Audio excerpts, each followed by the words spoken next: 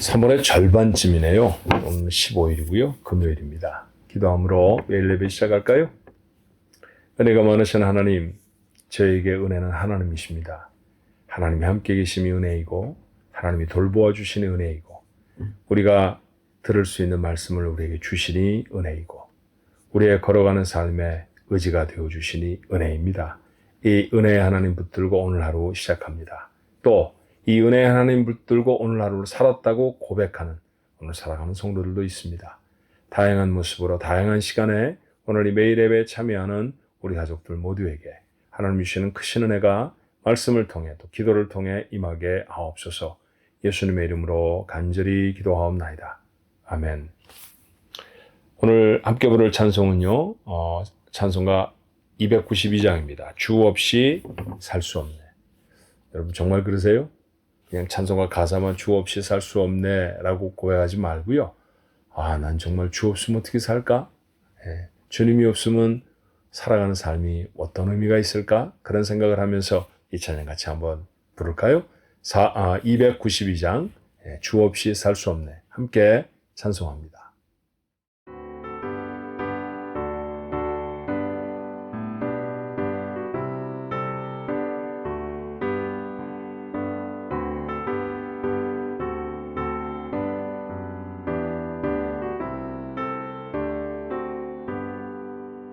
주 없이 살 수 없네 죄인의 구주여 그 귀한 몸의 피로 날 구속하소서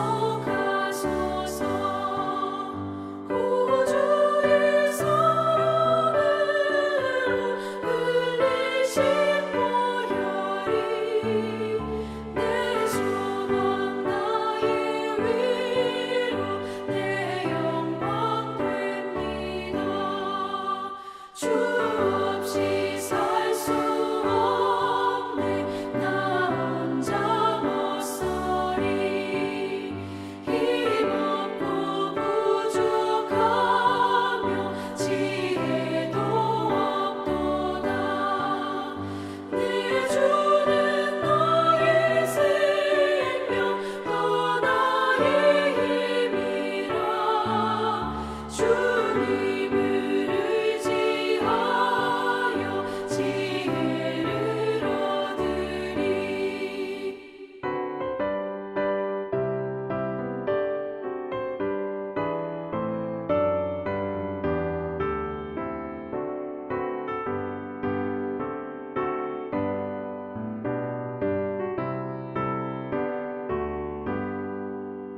주 없이 살 수 없네 내 주는 아신다.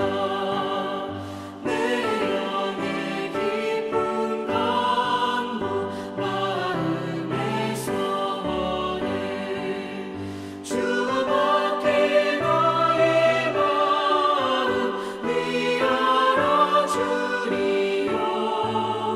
내 마음 위로하사 영원케 하시네.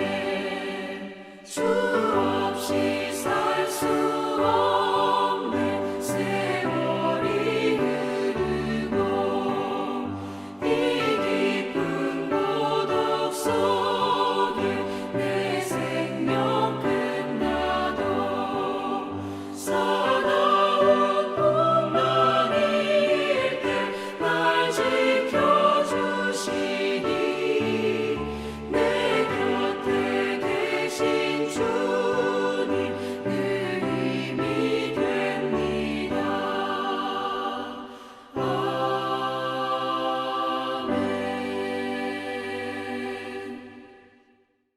오늘 주시는 하나님의 말씀 시편 53편의 말씀입니다. 1절로 6절까지의 말씀이에요.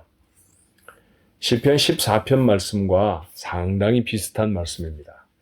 14편 말씀을 다윗이 먼저 기록한 것 같고요. 이후에 비슷한 상황을 만났을 때 조금 더 다른 생각들을 담아서 시편 53편을 짓지 않았나. 시편을 연구하는 학자들의 내용은 이야기는 그래요. 어디서 많이 보았는데 여러분 기억이 맞습니다. 시편 14편 읽으실 때 읽으셨던 말씀이에요. 하지만 후렴 부분이 조금 다릅니다. 자, 53편 1절로 6절의 말씀 한 목소리로 같이 읽어볼까요? 어리석은 자는 그의 마음에 이르기를 하나님이 없다 하도다. 그들은 부패하여 가증한 악을 행하며 선을 행하는 자가 없도다. 하나님이 하늘에서 인생을 굽어 살피사 지각이 있는 자와 하나님을 찾는 자가 있는가 보려 하신즉 각기 물러가 함께 더러운 자가 되고 선을 행하는 자 없으니 한 사람도 없도다. 죄악을 행하는 자들은 무지하냐? 그들이 떡 먹듯이 내 백성을 먹으면서 하나님을 부르지 아니하는도다. 그들이 두려움이 없는 곳에서 크게 두려워하였으니 너를 대항하여 진친 그들의 뼈를 하나님이 흩으심이라. 하나님이 그들을 버리셨으므로 내가 그들에게 수치를 당하게 하였도다. 시온에서 이스라엘을 구원하여 줄 자가 누구인가? 하나님이 자기 백성의 포로된 것을 돌이키실 때 야곱이 즐거워하며 이스라엘이 기뻐하리로다. 아멘. 시편 53편은 52편, 54편 사이에 있습니다. 당연한 얘기를 왜 하느냐고요? 예, 당연한 얘기를 한번 해봤네요. 근데 52편에도 부제가 붙어 있고 54편에도 부제가 붙어 있어요. 제가 지난 시간에 뭐라고 말씀드렸느냐 하면 다윗이 쓴 시에 부제가 붙어 있는데 그 부제들은 때때로 어떤 상황 속에서 그 시편을 지었는지를 우리에게 말해주는 그런 단서가 된다고 말씀드렸죠.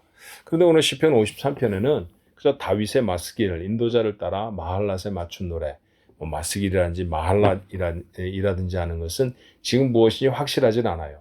악기일 수도 있고 아니면 음률 또는 리듬일 수도 있는데 어떻든 노래로 불렀다라고 하는 것만 우리가 알게 되는 거죠. 상황에 대한 이야기는 없습니다. 근데 이것을 한 곳에 모아놓은 것을 보면 아마도 시편 52편과 54편 사이의 어떤 사건, 그 사건이 다윗이 이 시를 짓게 하지 않았을까라고 생각을 해요. 예, 그렇습니다.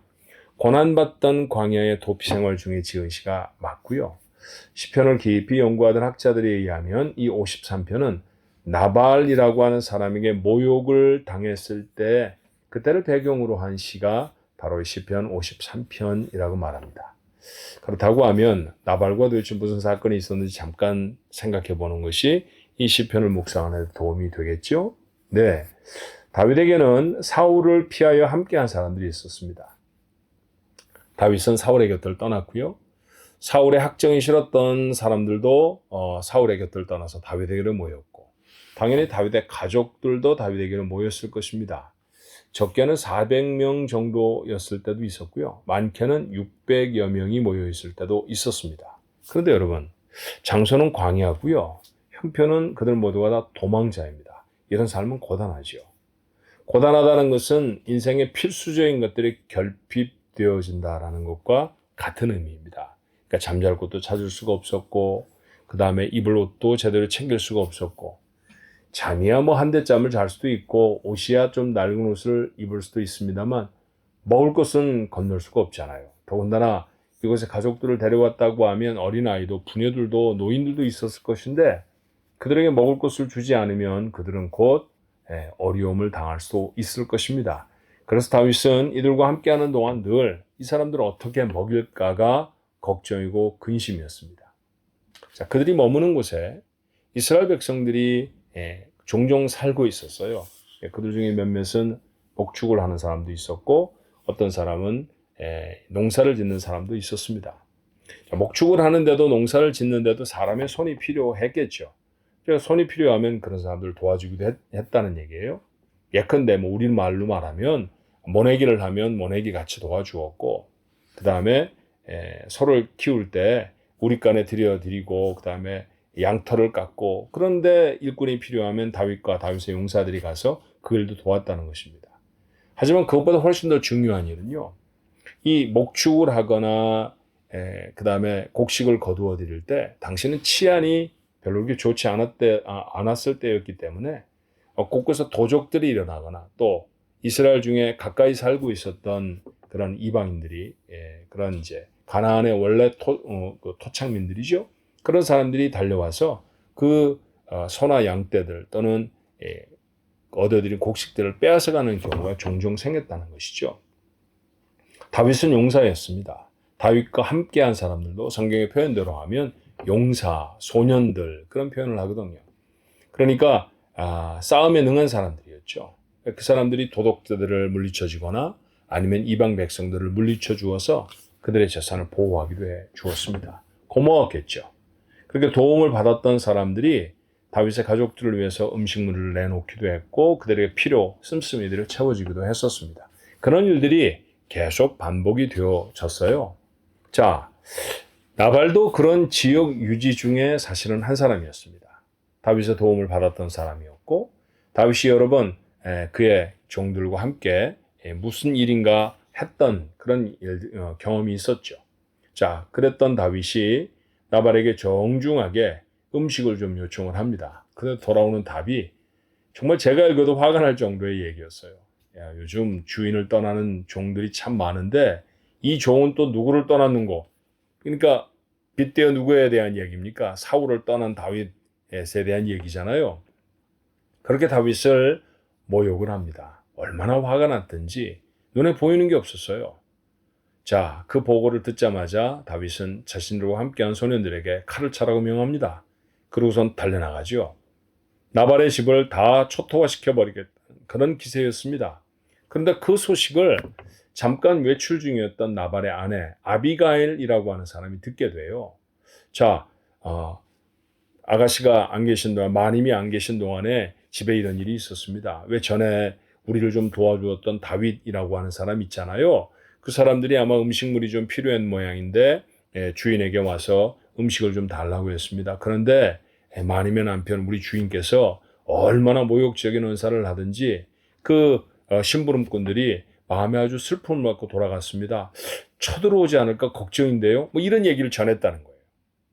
아비가일도 보니까 다윗의 마음이 충분히 분노했을 것 같습니다. 급하게 그들에게 주어야 할 음식들을 준비하죠. 그리고 말을 타고 다윗을 향해 갑니다. 다윗은 지금 칼을 차고 나발의 집으로 달려오고 있고 아비가일은 음식을 차려서 다윗에게로 가지요. 중간쯤에서 만났습니다. 그리고 말에서 내려서 엎드려져서 간곡하게 호소를 합니다. 나발, 그의 이름처럼 미련한 자입니다. 제 남편이기는 해도 사리분간을 못하는 사람입니다. 고마운 도움을 입었으면 그러면 당연히 도와드려야 했는데 제가 결례를 했습니다. 잘못되었습니다. 한 번만 저를 봐서 용서해 주십시오. 그때 다윗의 분노가 풀려요. 그러고 나니 정신이 차려집니다. 사실은요, 그들 속에 있는 나발이라고 하는 사람, 갈렙이 지파의 사람이라고 했거든요. 그러니까 다 유대인들 아닙니까? 이스라엘 사람들이거든요. 다윗은 얼마 후에는 왕 될 사람입니다. 그런데 앞으로 언제쯤 왕이 될지 다윗은 잘 알지는 못하지만 우리가 그 사건을 다 아는 그런 왕이 되어질 미래가 있다는 거 우리는 다 알잖아요.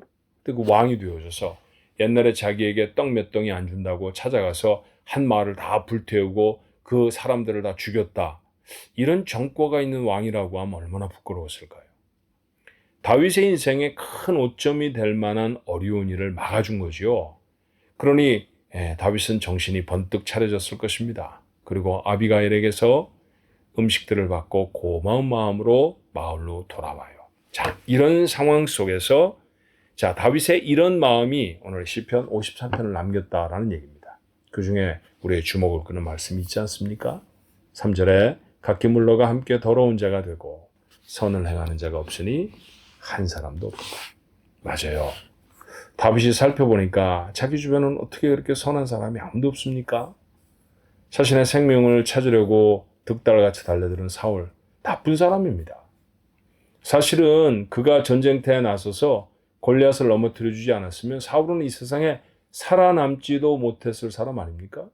그가 오늘까지 왕 노릇하는 것은 순전히 다윗 때문일 수도 있잖아요. 그런데 사람들이 칭찬하는 것, 다윗을 좀 더 칭찬한다고 해서 시기심을 품고 때만 되면 죽이려고 하고 그리고 어떻든지 색출해내서 그의 생명을 뺏으려고 하는 사울, 이 집요한 사울의 모습이 이가 갈리도록 미웠을 거예요. 악한 사람입니다. 나발은 또 얼마나 악한 사람입니까? 그의 재산을 지켜준 게 한두 번이 아니고요. 그에게 도움을 준 것이 한두 번이 아닌데 그리고 자기가 악한 일 때문에 사울을 떠나지 않았다는 사실 이스라엘 백성이라고 하면 누구나 다 아는데 그런데 그렇게 모욕을 주는 것은 아니죠. 악한 사람입니다.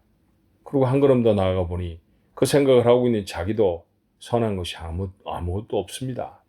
떡 몇 덩이, 건포도 몇 개 얻지 못했다고 해서, 그리고 자신의 처지를 비관하고 있었을 때 그것에 마치 기름을 끼얹고 불을 붙이는 것 같은 그런 말을 했다고 해서 분노에 사로잡혀 눈이 어두워 자기가 도와줘야 될 백성을 죽이겠다고 달려가는 자신의 모습은 다윗 스스로가 보았을 때 선하게 보았을까요? 아하, 나도 악한 사람이구나. 예, 그렇습니다. 그래서 그는 말합니다. 선을 행하는 자가 아무도 없습니다. 아무도 없습니다. 오늘 영어 성경에 not even one, 한 사람도 없다고 말합니다. 1000년쯤 후에 바울은 로마에 보내는 편지에 오늘 본문의 말씀을 이렇게 인용합니다. 로마서 3장 10절로 12절에 기록된 바, 예, 시편에 기록된 말씀이다. 그런 뜻이죠. 의인은 없나니 하나도 없으며 깨닫는 자도 없고 하나님을 찾는 자도 없고 다 치우쳐 함께 무익하게 되고 선을 행하는 자는 없나니 하나도 없도다. 로마에 살던 사람들, 헬라 사람들이죠. 헬라 문명을 가지고 있는 사람들입니다. 헬라 사람들 철학을 엄청 좋아했습니다. 사람의 근본된 목적이 무엇인가? 무엇을 하고 살면 선한 것인가? 고상하게 생각하던 사람들이 있었죠. 그래서 아이로부터 어른에 이르도록 철학적인 지식 한 자락 정도 가지고 있지 않은 사람 없었습니다. 다 철학 좀 합니다. 생각 좀 하는 사람입니다. 그러니 그들 모두가 다 마음속에 이런 생각 가졌을지 몰라요. 내가 이렇게 인생에 대해서 생각하니 나 선한 사람 아니야? 그런데 그들에게 바울은 뭐라고 편지를 씁니까? 의인은 없나니 한 사람도 없습니다.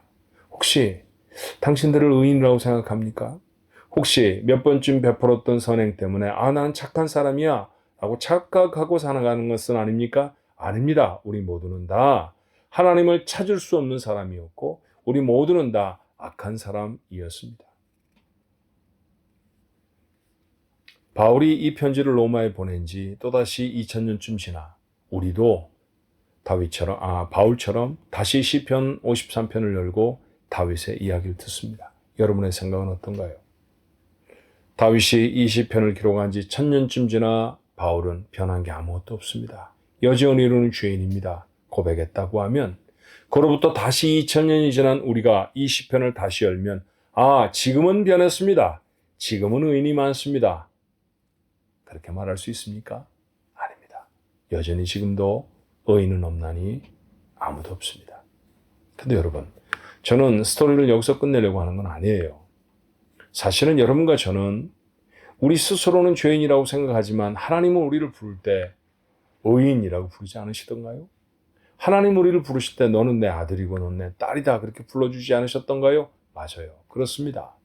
하나님을 찾는 사람이 아무도 없다고 말했으니 내가 하나님 찾아 나선 것 아닙니다. 하나님이 날 찾아오셨죠.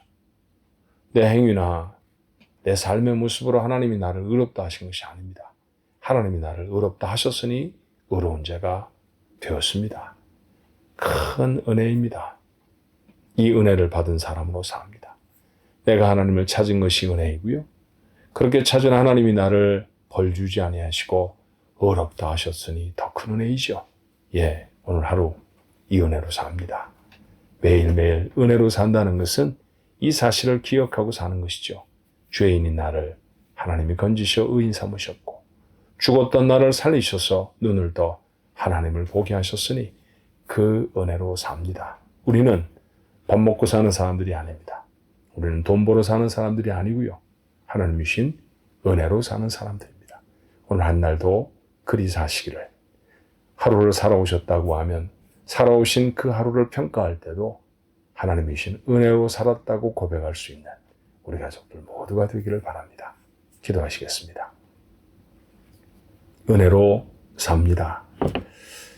나아가 하루 종일 일을 했을지라도 하루를 맞고 이 하루 동안 우리가 해야 할 일들을 우리의 가슴에 목록으로 삼고 있을지라도 하나님 그 일로 삶이 아니라 하나님의 은혜로 삽니다.